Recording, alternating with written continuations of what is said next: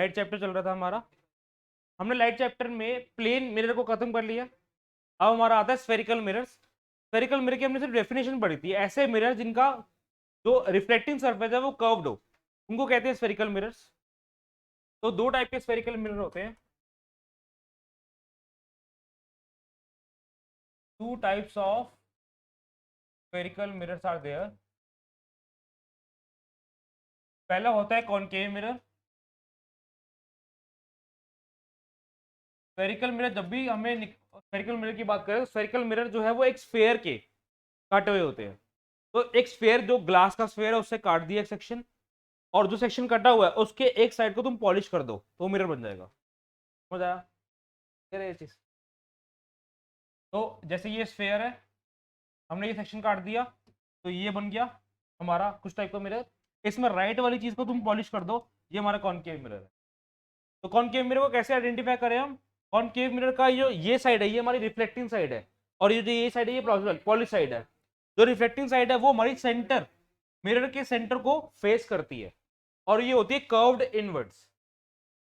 ये सेंटर किसका है? स्फेयर का सेंटर है, मिरर का सेंटर नहीं है, ये स्फेयर का सेंटर है। तो इसका जो रिफ्लेक्टिंग साइड है वो स्फेयर के सेंटर को फेस करे, यानी कर्व्ड इनवर्ड्स, उस टाइप को मिरर को कहते हैं कॉनकेव मिरर। ठीक है, डेफिनेशन लिखो। पहले लिख लो, पहले इतना लिखो, two types of spherical mirror, first concave mirror, then draw the diagram, then write the definition. लिखो, a spherical mirror, concave mirror की डेफिनेशन है ये। अ स्फेरिकल मिरर, मैं सारे नोट्स लिखवाता हूँ 10th क्लास तक। अ spherical mirror whose reflecting surface, a spherical mirror whose reflecting surface, a spherical mirror whose reflecting surface is curved inwards, is curved inwards, is curved inward। देखो ध्यान से, ये curved inward है, reflecting surface curved inward है। आगे लिखो, that is faces towards the, that is faces towards the, faces towards the center of sphere, faces towards the center of sphere, faces towards the center of sphere is called a concave mirror, is called a concave mirror। अब next topic, next हमारा convex mirror. हाँ, उसका अभी हम आगे पढ़ेंगे। Next है convex mirror. इस कॉनकेव मिरर के नीचे एक और चीज देख लो, it is converging mirror, it is a converging mirror, it is a converging mirror. ठीक है, अब नेक्स्ट आता है कॉन्वेक्स मिरर। कॉन्वेक्स मिरर का तुम्हें सेक्शन निकालना, तो कैसे काटेंगे हम? यहां से काट देते हैं, तो ये सेक्शन बना, इसको हम बोलते हैं कर्व्ड आउटवर्ड। पॉलिश सरफेस ये होता है। हम हमेशा रिफ्लेक्टिंग सरफेस जो बनाएंगे, यहाँ पर देख लो सब, वो रिफ्लेक्टिंग सरफेस हमेशा लेफ्ट साइड होना चाहिए, लेफ्ट साइड, क्योंकि लाइट हमेशा लेफ्ट साइड ही जाएगी, लेफ्ट से राइट आएगी लाइट, ये रूल है। ठीक है, अब राइट साइड पॉलिश सरफेस हो गया हमारा, ये हमारा हो गया लेफ्ट साइड रिफ्लेक्टिंग सरफेस। तो इसका जो रिफ्लेक्टिंग सरफेस है वो सेंटर के ऑपोजिट साइड है। सेंटर किसके? सेंटर ऑफ द स्फीयर के ऑपोजिट साइड है ना? तो पहले लिखो, डायग्राम बनाओ, फिर डेफिनेशन लिखो, लिखेंगे इसकी। ठीक है, वो अभी हम 10th क्लास में कंसीडर नहीं कर सकते, वरना लाइट राइट साइड से भी आती है, नो डाउट, सही कह रहे हो तुम। उस केस में तुम्हारा ये बन जाएगा कॉन्वेक्स, ये बन जाएगा कॉनकेव। अभी हम नहीं चेंज करते 10th क्लास तक ना, कुछ चीजें हम फिक्स मानते हैं 10th क्लास तक, बट 12th में तो सब कुछ ही कर देंगे, उल्टा पुल्टा सब कर देते हैं, तो कंफ्यूज कर देते बच्चों को। तो उसमें मैंने कंफ्यूजन सॉल्व करने के लिए लास्ट क्लास में तुमको समझाती थी वो चीजें, तो तुम वीडियो देखना तो मुझे समझ आ जाएगी। लास्ट क्लास में हमने डिस्कस करा कि अगर हम राइट साइड से लाइट लेके जाए तब क्या बनेगा, और वो 10th क्लास में नहीं कंसिडर करने वाले हम, तो वीडियो देखना, समझ आ जाएगा। अब ये डायग्राम बनाओ, फिर इसका डेफिनेशन लिखो।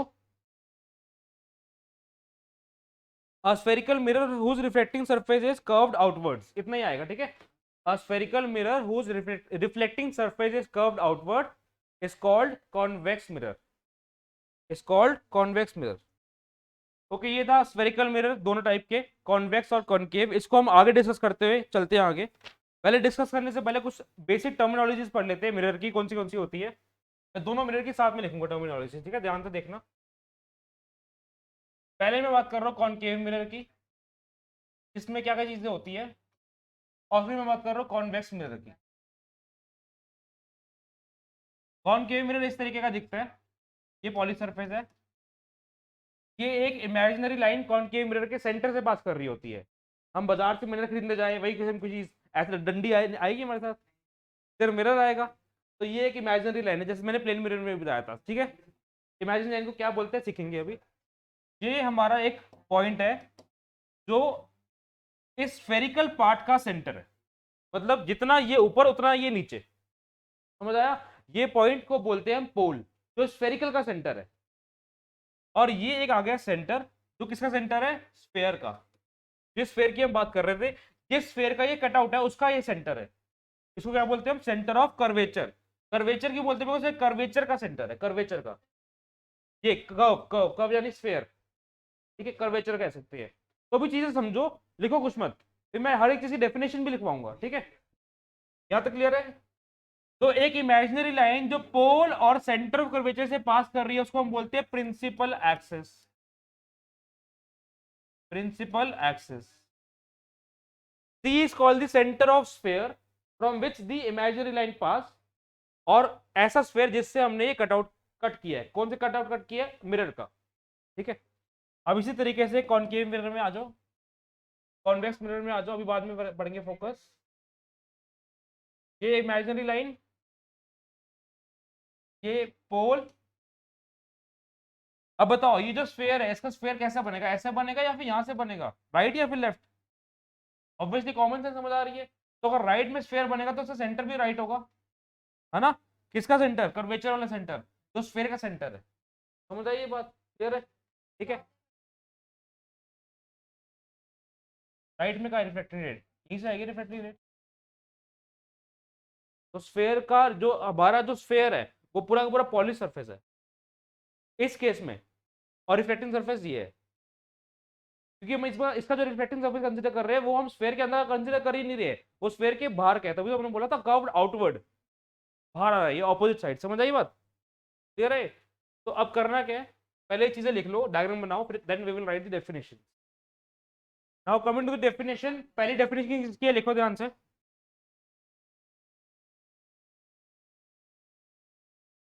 पहली डेफिनेशन है सेंटर, पोल की डेफिनेशन लिखो ध्यान से। क्या लिखोगे, लेफ्ट हैंड साइड लिखोगे pole, first point which is pole, underline pole, pole का सिंबल होता है capital P. Then write down the definition में लिखवा रहा हूँ। फर्स्ट है पोल, पोल का सिंबल कैपिटल पी, डेफिनेशन लिखते हैं इसकी अब, ठीक है। देखो ध्यान से,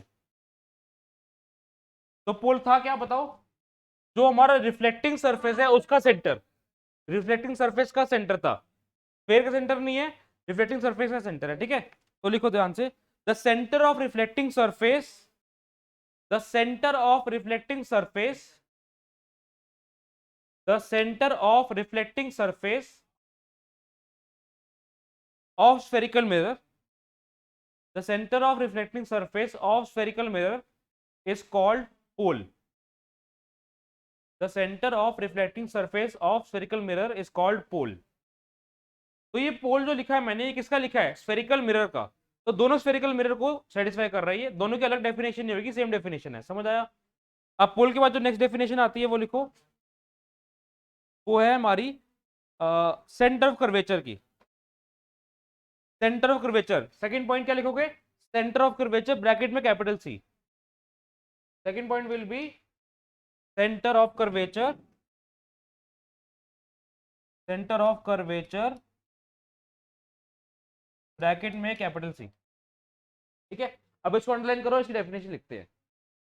तो ये किसका सेंटर था बताओ, स्फेयर का सेंटर था, वो भी कौन से स्फेयर का, जिससे हमने मिरर का कटआउट काटा हुआ है, समझ आया। तो लिखो ध्यान से, the reflecting surface of spherical mirror, the reflecting surface of spherical mirror,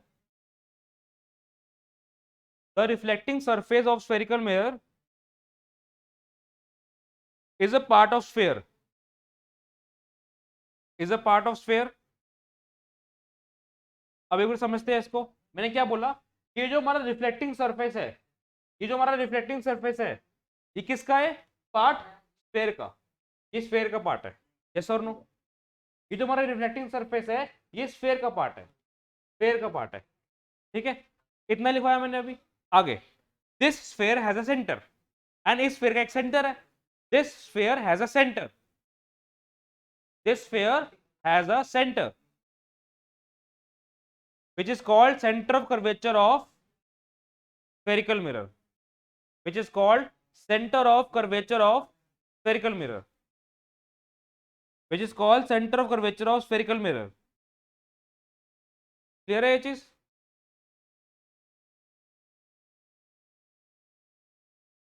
अब थर्ड डेफिनेशन वो है प्रिंसिपल एक्सिस की, प्रिंसिपल एक्सिस, प्रिंसिपल एक्सिस।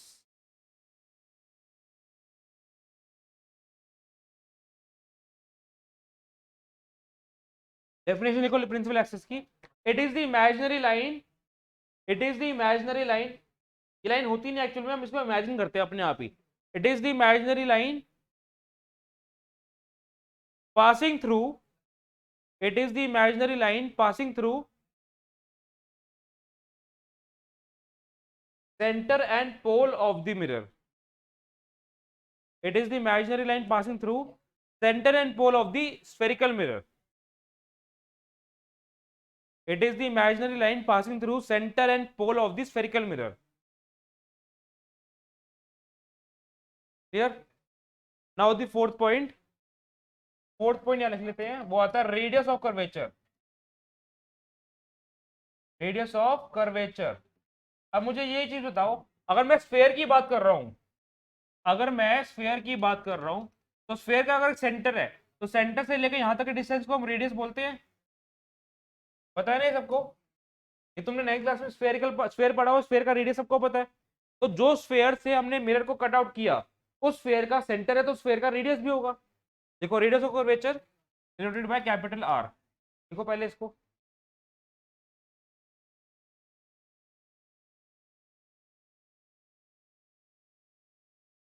अभी तुम्हारे अगर अगर अगर जगह बची है तो सेंटर ऑफ कर्वेचर के आगे एक जगह एक पॉइंट लिखना रह गया, वो लिख लो एक बार, है जगह, एडजस्टमेंट कर लो कहीं ना कहीं। सेंटर ऑफ कर्वेचर के आगे एक पॉइंट रह गया, वो लिखो।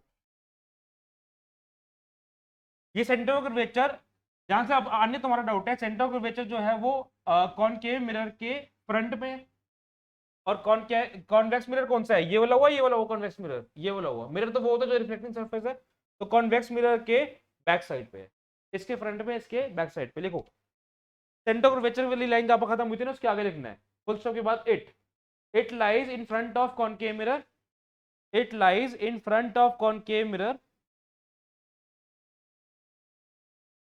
it lies in front of concave mirror, it lies in front of concave mirror and behind the convex mirror, and behind the convex mirror. Now coming to radius of curvature, definition लिखो radius of curvature का, radius of curvature, it is the radius of sphere,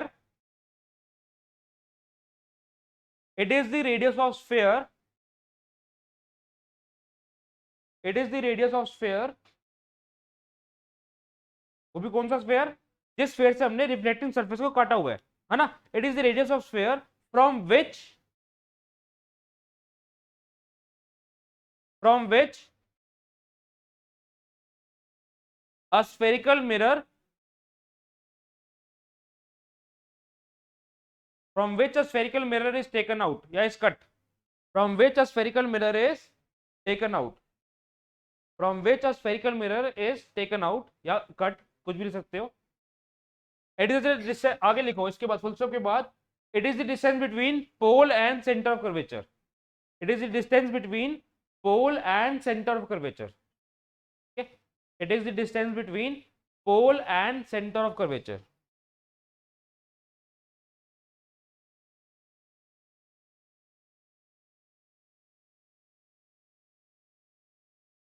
समझ आ गया? अब हमें पता है कि इसको हम कन्वर्जिंग मिरर कहते हैं, इसको हम डाइवर्जिंग मिरर कहते हैं, क्यों देखते हैं। Now what is a converging mirror, what is converging means? Converging means ray of light जो आ रही है ना वो पास आ रही है। मतलब समझो ध्यान से, ये पोल था, ये सेंटर ऑफ कर्वेचर है। अगर कोई रे ऑफ लाइट, ये कौन सा मिरर है पहले ये बताओ? कॉनकेव मिरर है। अगर कोई ray of light concave mirror पे फॉल करेगी तो वो मर्ज कर जाती है एक पॉइंट पे। मर्ज मतलब कन्वर्ट कर जाना, कन्वर्ट कर जाना मतलब पास आ जाना, ठीक है ना। ये कौन सा मिरर है? इसमें ये सेंटर होगा। अगर कोई रे ऑफ लाइट, अब देखो ध्यान से, आनी है यहाँ पर रे ऑफ लाइट लेफ्ट से ही आ रही है, बिकॉज लेफ्ट ही हमारा हमारा वो है, अंदर जाने की बजाय बाहर चली जाए तो क्या बोलेंगे इसको हम? डाइवर्ज। तो अगर अंदर आने को बोलते हैं कन्वर्ज, बाहर जाने को बोलते हैं डाइवर्ज। पहले तो कन्वर्ज और डाइवर्ज का मतलब समझो। अभी इसको हम कन्वर्जिंग मिरर कहते हैं, because concave mirror rays of light को कन्वर्ट करवाता है, अपने अंदर करवाता है, और वो दूर करवा देता है मिरर से, डाइवर्ट करवा देता है, कॉन्वेक्स मिरर, ठीक है। तो अब इसको समझने के लिए टॉपिक का नाम क्या लिखेंगे हम? टॉपिक का नाम है हमारा फोकस ऑफ कॉनकेव मिरर। दोनों के फोकस को अलग तरीके से डिफाइन किया जाता है। जैसे पिछले वाले फोकस, पिछले वाले जो हमारी डेफिनेशन थी, वो चारों डेफिनेशन दोनों के लिए सेम थी। देख लो एक बार बोर्ड पे लिखना बाद में, ये चारों डेफिनेशन दोनों के लिए सेम थी। रेडियस ऑफ कर्वेचर दोनों का सेम था, पी से सी तक का डिस्टेंस, यहाँ भी पी से सी तक का डिस्टेंस। पोल दोनों के सेंटर का, मिरर के सेंटर का पार्ट है। सेंटर ऑफ कर्वेचर दोनों के स्फीयर का सेंटर है। तो डेफिनेशन बिल्कुल सेम थी। प्रिंसिपल एक्सिस दोनों में सेम पास कर रही है, पी और सी से, वो भी सेम था। पर फोकस की डेफिनेशन अलग होती है दोनों की। देखो ध्यान से कैसे। अगर मैं बात करूं फोकस ऑफ कॉनकेव मिरर, तो इसको हम बोलेंगे principal focus of concave mirror. Principal focus of concave mirror, focus is denoted by capital F. तो अभी लिखो मत, पहले समझ लो इसको, ठीक है। रफली बनाना है वैसे मैं डायग्राम। अगर हमने ये कॉनकेव मिरर बनाया, ये मिरर बनाना भी सिखाऊंगा मैं, अभी रफली बना रहे हैं हम, ठीक है। ये प्रिंसिपल एक्सिस मतलब रफली एक लाइन बना दो, सीधी लाइन जो इस मिरर के बीचों बीच पार करे, ठीक है, रफली बनानी है। तो ये पॉइंट हमारा कौन सा हो जाता है? पोल। ये क्या हो जाता है? हमारा सेंटर, ठीक है। तो जो फोकस होता है वो इनके बिल्कुल बीच में, पोलो सेंटर के बिल्कुल बीच में लाई करेगा। फोकस जो होता है वो पोलो सेंटर के बिल्कुल बीच में लाई करता है। अब हमें कैसे पता लगा बीच में लाई करता है? हुआ क्या है, एक एक्सपेरिमेंट किया। क्या एक्सपेरिमेंट किया? कॉनकेव मिरर लिया, ठीक है, और समझ लो यहाँ पर विंडो है, कॉनकेव मिरर लिया मैंने, और वहां से सनलाइट आ रही है, सन रेज आ रही है, सन रेज फॉल करी कॉनकेव मिरर पे, और फिर यहाँ पर मैंने एक पेपर रख दिया। वो सारी की सारी सन रेज एक पॉइंट पे कन्वर्ज कर गई, एक पॉइंट पे एक्यूमुलेट हो गई। कितनी सनरेज है? अनलिमिटेड सनरेज आ रही है। वो मैंने कॉनकेव मिरर से टकराई, टकराने के बाद वो रिफ्लेक्ट करी, बिकॉज मिरर का काम क्या है? रेस को रिफ्लेक्ट करवाना। रिफ्लेक्ट करवा के ये पेपर है, पेपर के एक पॉइंट में सारी की सारी चीजें रिफ्लेक्ट हो गई। तो जो पॉइंट था ना जिसपे पेपर में रिफ्लेक्ट हो रही थी, वो मिरर के आगे बन रहा था पॉइंट, मिरर के आगे बन रहा था पॉइंट, और जो पॉइंट था वो सेंटर और पोल के बिल्कुल बीच में बन रहा था। इसका मतलब वो फोकस वाला पॉइंट इनके बिल्कुल बीच में होता है। समझ आई बात? तो होना क्या, करना क्या है इसके अंदर, कि कोई भी रे ऑफ लाइट अगर पैरेलल आती है, ये रे ऑफ लाइट किसके पैरेलल बोल रहा हूं मैं? मिरर की पैरेलल बोल रहा हूं या किसी और के पैरेलल बोल? प्रिंसिपल एक्सिस के पैरेलल बोल रहा हूं। वो मिरर से तो टकरा रही है। कोई भी चीज अगर किसी से टकराती है तो वो पैरेलल थोड़ी ना होती है, वो तो इंटरसेक्टिंग होती है, मैथ्स में पढ़ा हमने। तो ये जो रे ऑफ लाइट है ये मिरर से टकरा रही है, तो ये मिरर पे इंटरसेक्ट कर रही है, मिरर की पैरेलल नहीं है, ये प्रिंसिपल एक्सिस की पैरेलल है। समझ आई बात? तो if rays of light, not one ray, if rays of light falling parallel to the principal axis, किसके पैरेलल है ये? Principal axis of the concave mirror, after reflection मतलब टकराने के बाद, after reflection it converges at a point, they converges मतलब बहुत सारी रेज है, they converge at a point, and this point is called principal focus of concave mirror. Definition समझ आ गया? ये लिखेंगे हम, क्लियर है ये चीज? तो इसको इसलिए इसको कन्वर्जिंग मिरर भी कहते हैं, बिकॉज वो पास आ रही है, एक पॉइंट पे कन्वर्ज हो रही है। क्लियर हो गया ये चीज? तो ये जो रे होती है ना, ये मैं तुम्हें बना देता हूँ, तो मैंने रिफ्लेक्टिंग रे बनाई है। देखो ये वाली तुम्हारी इंसिडेंट रे हो गई, इंसिडेंट रे हो गई, इंसिडेंट रे जो मिरर पे इंसिडेंट करती है, और टकराने के बाद जो रे होती है उसको हम क्या बोलते हैं? Reflected ray. तो वो दूसरे पेन से देख लो, ये रिफ्लेक्टेड रे है, एक पॉइंट पे कन्वर्ट कर गई, चलती रहेगी, रुकती थोड़ी ना रे। रे क्या होती है? रे ये होती है ना, रे क्या होती है ये पता है तुम्हें? रे क्या होती है? रे एक वो लाइन होती है जो एक पॉइंट से शुरू होती है और दूसरी पॉइंट पे चलती रहती है, एरो होती है। तो हम रे की ही बात करते हैं हर बार, किसमें? लाइट चैप्टर में। क्लियर है? तो यहां से भी ये टकरा के रिफ्लेक्ट कर गई और चलती जाती है आगे। ये एरोज बनाना बहुत जरूरी है ताकि तुम्हें एरो समझाते हैं कि रे कहां से कहां जा रही है। मैंने यहाँ पर दो रेस कंसिडर करी है, एक ये वाली इंसिडेंट रे, एक ये वाली इंसिडेंट रे। दोनों ही रे आफ्टर टकराने के बाद कहां पहुंच गई, प्रिंसिपल फोकस पे कन्वर्ट कर गई। ठीक है, क्लियर है ये चीज। तो लिखना क्या, पहले लिखो principal focus of concave mirror, bracket में लिखो F, then I will write डिटेट the definition, then you will draw the ray diagram. और ये डायग्राम अभी तुम रफली बना रहे हो, उसको बोलते हैं हम रे डायग्राम। ठीक है ना, रफली बन रहा है अभी ये। Principal focus of concave mirror, bracket में लिखो F, principal focus of concave mirror, लिख लिया ब्रैकेट में एफ। आगे लिखो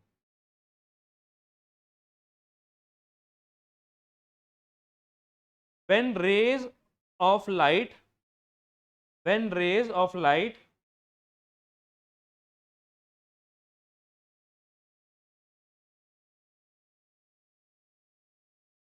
rays of light falling parallel, falling parallel, किसके पैरेलल है, मिरर के पैरेलल है, प्रिंसिपल एक्सिस के, प्रिंसिपल एक्सिस के। Falling parallel to the principal axis, किसके पैरेलल है, parallel to the principal axis of concave mirror. Rays of light falling parallel to the principal axis of concave mirror, to the principal axis of concave mirror, comma after reflection, reflection मतलब टकराने के बाद, after reflection, after reflection converge at a point, after reflection converge at a point, converge at a point called principal focus, converge at a point called principal focus, called principal focus of concave mirror, called principal focus of concave mirror। समझ आ गया, full stop, clear है ये चीज। अब ये रे diagram बना लो और ध्यान से बनाना, ऐसा बनाना है तो दोबारा देख लो, पहले हम ऐसे बनाएंगे मिरर, देख लो एक बार, फिर पॉली सरफेस बना दिया, फिर ट्राई करो कि सेंटर से एक लाइन जाए, और ट्राई करो सीधी लाइन बने, उल्टी लाइन ना बने, टेढ़ी लाइन ना बने। ये प्रिंसिपल, ये पोल हो गया, ये सेंटर को बेचा, तो इनके बिल्कुल बीचों बीच एफ लगाना है। आगे का तो कर सकते हो, बनाओ जल्दी से। Okay, now coming to the principal focus of convex mirror. Second आता है principal, principal focus of convex mirror, ये भी सिंबल इसका एफ ही है।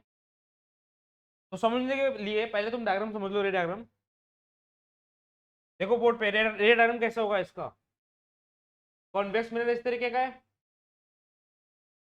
पॉली सरफेस का है राइट पे लेफ्ट पे, पॉली सरफेस पूछो मैंने साहब, प्रिंसिपल एक्सिस बना दो सेंटर से, ठीक है, इमेजिनरी लाइन, ये हो गया पोल, सेंटर इसका राइट साइड आएगा लेफ्ट साइड आएगा, क्योंकि स्फीयर राइट साइड बन रहा है, सेंटर राइट पे तो फोकस भी राइट पे ही होगा, जहां पर सेंटर वही focus.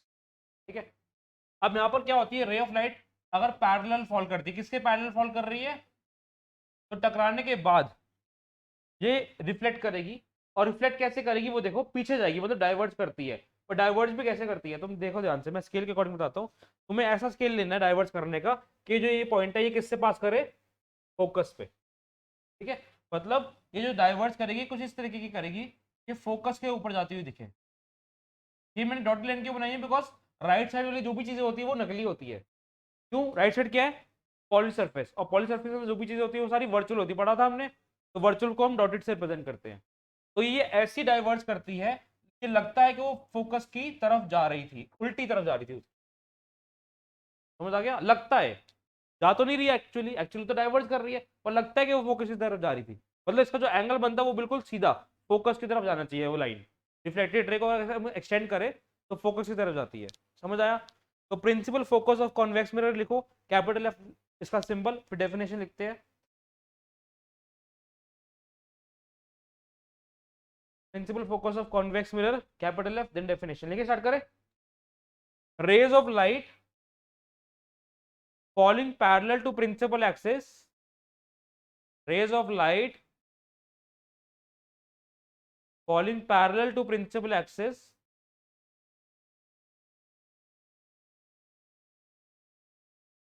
of convex mirror, rays of light falling parallel to principal axis of convex mirror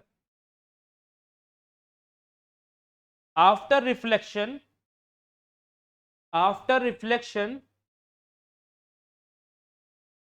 comma appear to diverge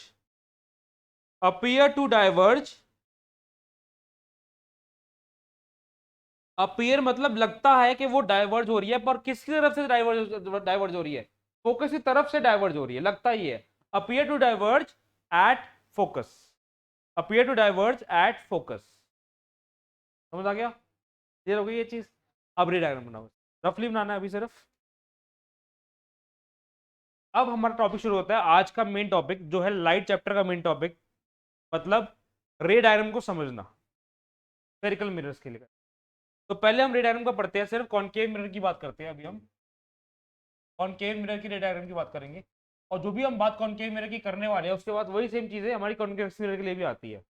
ठीक है, तो होता क्या है इसके अंदर, image formation by concave mirror. जैसे पिछली क्लास में हमने पढ़ा था image formation by plane mirror, और वो इमेज बनती कैसी है वो मैंने तुम्हें बताई, उसका रे डायग्राम भी बताया था मैंने, इमेज बनती कैसे है प्लेन मिरर में, फिर उसकी कैरेक्टरिस्टिक्स क्या आती है इमेज बनने की, वो भी बताया था मैंने। तो वही सेम चीज हम कॉनकेव मिरर के लिए भी पढ़ेंगे, और वही सेम चीज हम कॉन्वेक्स मिरर के लिए भी पढ़ेंगे। फिर ये रिफ्लेक्शन का पार्ट खत्म होता है यहीं पर। समझ आई बात? आगे करें। तो अब इमेज फॉर्मेशन को समझने से पहले हम इसका पहले एक टेबल बनाते हैं, ताकि हमें आइडिया मिल जाए होता क्या है। टेबल क्या है देखो ध्यान से, ऑब्जेक्ट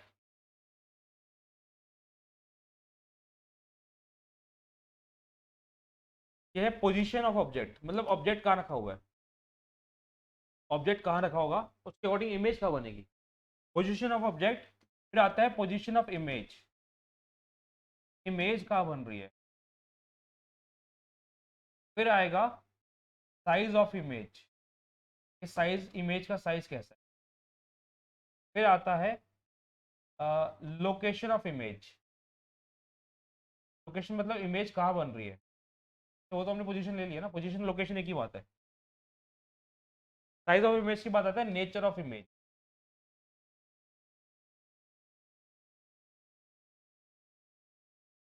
इन सब चीजों में होता क्या, ध्यान से सुनना। पोजीशन ऑफ ऑब्जेक्ट का मतलब क्या, ऑब्जेक्ट कहाँ रखा है। मैं तुम्हें यहाँ पर रफली एक डायग्राम बनाया था, और ये डायग्राम ये हमारा कॉनकेव मिरर। हम अभी सिर्फ कॉनकेव मिरर की बात करेंगे। ये प्रिंसिपल एक्सिस आ गई, कॉनकेव मिरर का फोकस आ गया, ये पोल आ गया, ये सेंटर ऑफ कर्वेचर। तो हम ना ऑब्जेक्ट को इन्फिनिटी से ले जाते धीरे धीरे मिरर के पास लेके जाते हैं। टोटल इसमें 6 केसेस कंसिडर करते हैं, क्योंकि 6 केसेस पॉसिबल है, मतलब 6 केसेस ऑब्जेक्ट के, उस हिसाब से अलग अलग इमेज बनती है। और अलग अलग इमेज बन रही है तभी मैं उसको 6 केसेस बोल रहा हूँ। अगर इमेज सेम तरीके की बनती तो मैं उस केस को अलग केस ना बोलता। मेन बात यह है इमेज का केस अलग है, इसलिए ऑब्जेक्ट का केस अलग बन जाता है। अब एक बार देखते हैं प्लेन मिरर को। प्लेन मिरर जिस तरीके का था, इसमें ऑब्जेक्ट मैंने यहाँ बनाया था, याद है? ये नॉर्मल कंसिडर कर रही थी, प्लेन मिरर पर रे ऐसे आई थी और यहाँ से टकराकर रिफ्लेक्ट होगी, फिर इमेज यहाँ बन गई। तो प्लेन मिरर का सिर्फ एक ही केस है, सिर्फ एक केस। क्यों? ऑब्जेक्ट को तुम ऊपर ले जाओ इमेज नीचे चली जाएगी, ऑब्जेक्ट को और ऊपर चले जाओ इमेज पीछे चली जाएगी, ऑब्जेक्ट को पास लेके जाओ इमेज आगे चली जाएगी। तो अल्टीमेटली इमेज अंदर ही बन रही है। किसके अंदर? मिरर के अंदर ही बन रही है। कभी ऐसा कोई केस हुआ कि इमेज यहाँ बन रही हो, मतलब मिरर के बाहर बन रही हो, मतलब मिरर के सामने बन रही हो? ऐसा नहीं हो सकता प्लेन मिरर में। तो इसमें एक ही केस होता है फिर इसका। समझ आया? बट इसमें अलग अलग जगह इमेज बनती है अलग अलग ऑब्जेक्ट रख के, इसलिए हम इसमें 6 केसेस बनते हैं। ठीक है, और मैंने क्या बताया, जो भी केसेस हमारे ऑब्जेक्ट के कंसीडर करने वाले हैं, ऑब्जेक्ट पहले हमारा इन्फिनिटी पे है, फिर धीरे धीरे ऑब्जेक्ट मिरर के पास जा रहा है, फिर कैसी कैसी इमेज बनती है वो देखते हैं। पहले ऑब्जेक्ट है इन्फिनिटी पे,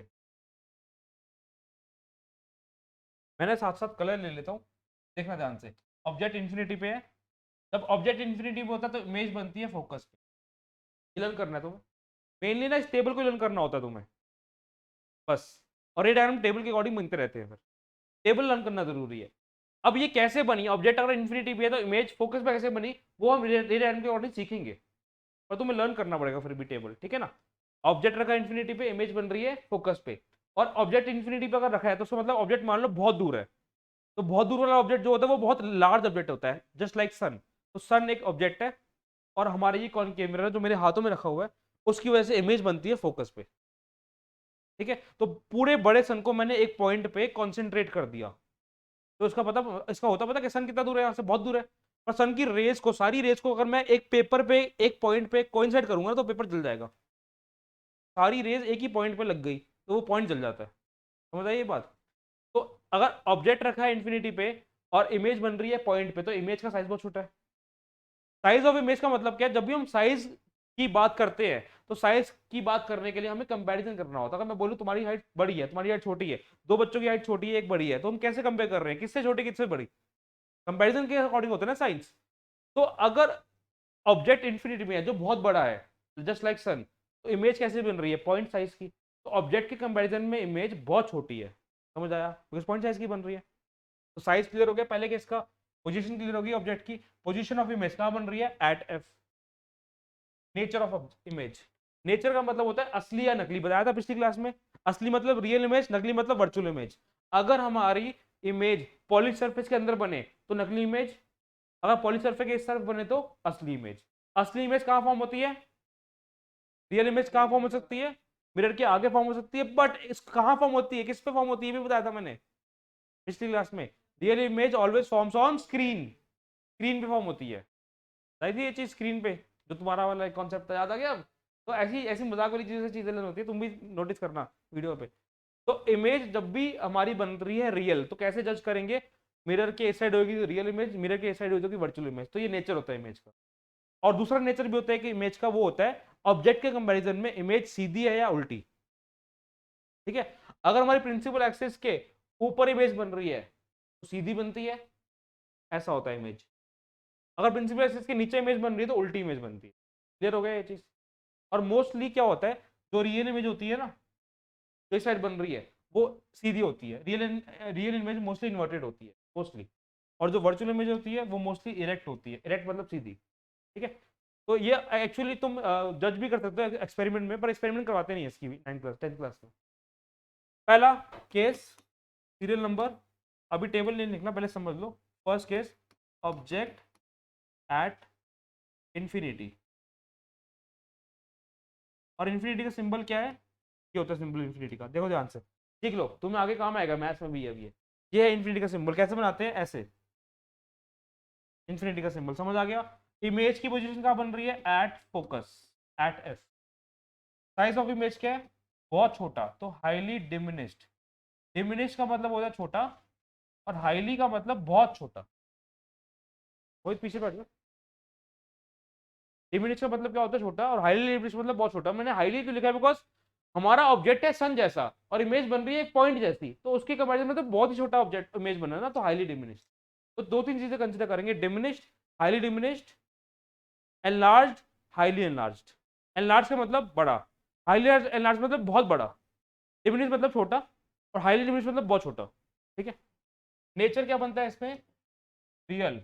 और रियल इमेज मोस्टली क्या होती है, इन्वर्टेड। रियल मतलब इस साइड बन रही है, लेफ्ट साइड पे। अगर अंदर बनती तो वर्चुअल होती। और रियल इमेज मोस्टली क्या होती है, इन्वर्टेड। इन्वर्टेड मतलब उल्टी। अगर तुम्हारा सन सीधा है तो हमें पॉइंट पे उल्टा दिखाई दे रहा होगा, पर वैसे पॉइंट पे तो दिखाई देगा ही नहीं सन। इस केस में तो हम जज नहीं कर सकते रियल इमेज इन्वर्टेड हो, और नेक्स्ट केस से जज हो जाता है। Second, object. ऑब्जेक्ट को धीरे धीरे आगे लेके जा रहे हैं। ऑब्जेक्ट बिटवीन फोकस एंड, नहीं बियॉन्ड आएगा, सही कह रहे हो। ऑब्जेक्ट बियॉन्ड सी, सी के पीछे। अब नेक्स्ट पेन से देखो, अब ऑब्जेक्ट जो है वो सी के पीछे है, यहाँ पर कहीं है ऑब्जेक्ट। इमेज बनती है इसकी एफ और सी के बीच में, और इमेज छोटी बनती है, पर इमेज इतनी छोटी नहीं है कि पॉइंट साइज हो, थोड़ी सी तो बड़ी होगी ना, तो डिमिनिश्ड है। छोटी किसे है, ऑब्जेक्ट से छोटी है। तो पेन का कलर तुम्हें आइडेंटिफाई करवाएगा, ये ऑब्जेक्ट ये इमेज, ये ऑब्जेक्ट ये इमेज, ऐसे करके, समझ आई ये बात। ऑब्जेक्ट बियॉन्ड सी, इमेज का बन रही है between F and C. Size क्या है इमेज का, ऑब्जेक्ट के कंपैरिजन में इमेज का साइज छोटा है तो डिमिनिश, पर इतना छोटा नहीं है कि लास्ट टाइम तो कंपैरिजन देखो ना कैसा था, ऑब्जेक्ट था सन जैसा, इमेज थी पॉइंट जैसी, और इस बार कंपैरिजन देखो ऑब्जेक्ट तुम्हारे सामने है, इमेज उससे छोटी, थोड़ी सी छोटी है, ज्यादा छोटी नहीं है, तो डिमिनिश लिखेंगे, हाईली डिमिनिश नहीं लिखेंगे। फिर अब इमेज कहाँ बन रही है, इस साइड बन रही है, और इमेज कहाँ बन रही है, प्रिंसिपल एक्सिस से नीचे बन रही है। तो तुम खुद देखो, ऑब्जेक्ट सीधा था, ऑब्जेक्ट को आइडेंटिफाई करने के लिए मानो ये कैंडल है, ऊपर कैंडल की फ्लेम है, नीचे कैंडल का स्टैंड है, समझ आ गया। अब कैंडल की फ्लेम उल्टी नहीं हो गई, तो इमेज उल्टी हो गई, इन्वर्टेड का मतलब उल्टी, रियल एंड इन्वर्टेड, दे दोगे ये चीजें, ठीक है। टेबल समझते हैं पहले, उसके बाद समझेंगे image formation. Third part, object at C. तो मैंने क्या बताया था, धीरे धीरे ऑब्जेक्ट इंफिनिटी से मिरर की तरफ जा रहा है, पहले ऑब्जेक्ट था इंफिनिटी पे, फिर ऑब्जेक्ट आया इंफिनिटी से आगे सी के पीछे, फिर अब ऑब्जेक्ट कहाँ आ रहा है, एट सी, ऑब्जेक्ट आ रहा है सी के ऊपर, धीरे धीरे ऑब्जेक्ट आगे जा रहा है, इमेज भी, इमेज कहाँ जा रही है, पहले इमेज थी फोकस पे, फिर इमेज पीछे गई, अब इमेज भी पीछे जा रही है, ऑब्जेक्ट ऐसे ऐसे चलता है, ऑब्जेक्ट आगे जा रहा है, इमेज पीछे जा रही है, ऐसे चल रही है इनवर्स, समझ आ गया। इमेज कहाँ जाती है, अब इमेज बनती है एट सी, ऑब्जेक्ट भी था सी पे, इमेज भी सी पे ही बनती है, और जो साइज ऑब्जेक्ट का था वही साइज इमेज का है, तो तुम खुद नोटिस करो क्या बन रहा है, पहले इमेज बहुत छोटी थी, फिर थोड़ी सी बड़ी, अब इक्वल साइज की हो चुकी है, तो इमेज का साइज बढ़ रहा है, समझ आ गया ना, और इमेज पीछे जा रही है, ऑब्जेक्ट आगे जा रहा है, इमेजिन करके देखो। तो अब क्या बन रहा है, object at C, image at C, image भी सी पे ही बन रही है, और कैसी बन रही है, same size, same size as object, जैसा ऑब्जेक्ट का साइज है वैसे इसका भी साइज है, समझ आया। अब इसके बाद सेम रियल एंड इन्वर्टेड, अब शॉर्ट फॉर्म लिखूंगा मैं रियल एंड इन्वर्टेड की, रियल क्यों, बिकॉज इस साइड बन रही है और उल्टी तुम्हारे सामने ही है, अब प्रिंसिपल एक्सिस के नीचे बने तो उल्टी, ऊपर बने तो सीधी। अब तुमसे ये भी तो दिमाग में आना चाहिए सर, हमें कैसे पता लगेगा प्रिंसिपल एक्सिस के नीचे बन रही है, अभी हम रे डायग्राम करेंगे तब तुम्हें अपना आइडिया मिल जाएगा प्रिंसिपल एक्सिस के नीचे बन रही है कैसे, जब हम करेंगे तब समझ आएगा, अभी बस टेबल समझो, टेबल समझ आ रहा है। नेक्स्ट तीन केसेस और बचे हैं, serial number, position of object, position of image, size of image, location. Fourth case, object, अब आगे जाएगा, object between F and C, object कहां चला गया, देखो ऑब्जेक्ट जो है वो सी और एफ के बीच में जा रहा है, ऑब्जेक्ट सी और एफ के बीच में जा रहा है, यहाँ पे ऑब्जेक्ट ले लिया मैंने, और इमेज का बन रही है, इमेज पीछे जा रही है, पता था ना, तो इमेज बनती है बियॉन्ड सी, तो ग्रीन वाले की ग्रीन वाली वाली बन रही है ना, देख रहे हो ध्यान से, ग्रीन वाला ब्लू वाला ऐसे इमेजिन करके दो। तो ऑब्जेक्ट बिटवीन एफ एंड सी चला गया, इमेज बन गई बियॉन्ड सी, और इमेज का साइज इस बार ऑब्जेक्ट के साइज से, तो धीरे धीरे इमेज का साइज बढ़ रहा है, ऑब्जेक्ट का साइज जो जैसे मर्जी ले लो, तुम्हारी मर्जी होती है, ऑब्जेक्ट का साइज तुम्हारी मर्जी है, जो मर्जी ले लो, मतलब ऑब्जेक्ट का साइज को तुम मानो, तुम ये कैंडल है, कैंडल का साइज लेना तो क्या हो गया, अब इमेज का बन रही है बियॉन्ड सी, और साइज क्या है इमेज का, एन लार्ज, बड़ा हो गया ना, साइज क्या है एन लार्ज, और नेचर क्या है वही रियल एंड इन्वर्टेड, बिकॉज इस साइड बन रही है तो रियल और नीचे बन रही है तो इन्वर्टेड, उल्टी। अब fifth case, object at F, मतलब ऑब्जेक्ट चला गया फोकस पे, धीरे धीरे ऑब्जेक्ट पास जा रहा है, अब ऑब्जेक्ट चला गया फोकस पे, तो मैं कलर भी मेंशन कर देता हूँ, ये येलो कलर है, ठीक है ना। सेकंड केस का कौन सा कलर है, हाँ अभी लिखते हैं, सही कह रहे भूल के, सेकंड केस का कलर है, थर्ड केस का कलर कलर क्या है, थर्ड केस सी वाला है ना, ब्लू कलर, ऐसे आइडेंटिफाई हो जाएगा तुम्हें, ठीक है। फोर्थ केस का कलर क्या है, ग्रीन है ना, और फिफ्थ केस का कलर लेते हैं डार्क ब्लू, ठीक है। अब क्या करना है, ऑब्जेक्ट है एफ के ऊपर,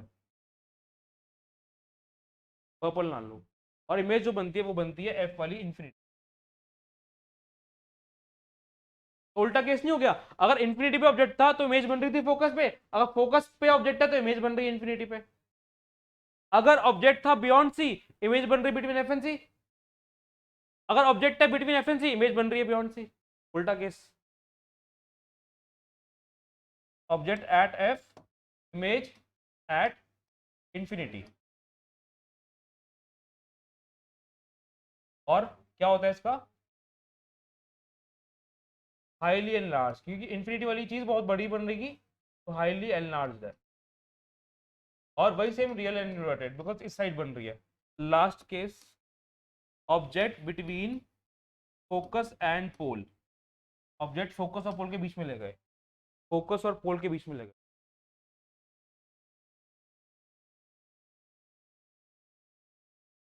ऑब्जेक्ट ले गए बिटवीन फोकस एंड पोल के बीच में, ठीक है। तो ये बन गया object. Fifth case, sixth case, last case. और इमेज, अब इमेज पीछे जा रही है, अब इन्फिनिटी से दूर कहाँ जाएगी, कहीं भी नहीं, इन्फिनिटी से दूर तो जा ही नहीं सकती है, क्योंकि इन्फिनिटी तो लास्ट पॉइंट मान लो। तो इमेज इस बार चली जाती है पीछे, मतलब behind the mirror, polish surface के अंदर। और इस बार जो इमेज होगी वो वर्चुअल होगी, और इमेज जो होती है वो बड़ी होती है, दिख रहा है ना, ऑब्जेक्ट से बड़ी है, हाईली नहीं, एनलार्ज सिर्फ। कितनी बड़ी है, ऑब्जेक्ट के कंपैरिजन में थोड़ी सी तो बड़ी है। ऐसा तो नहीं बोल दिया हमने इन्फिनिटी पे बन रही है वो भी राइट साइड पे, ऐसा तो नहीं है ना। तो हाईली एनलार्ज तब होगा जब इन्फिनिटी हो, हाईली डिमिनिश्ड तब होगा जब पॉइंट साइज हो। Next, between F and P object है और इमेज बन रही है बिहाइंड द मिरर।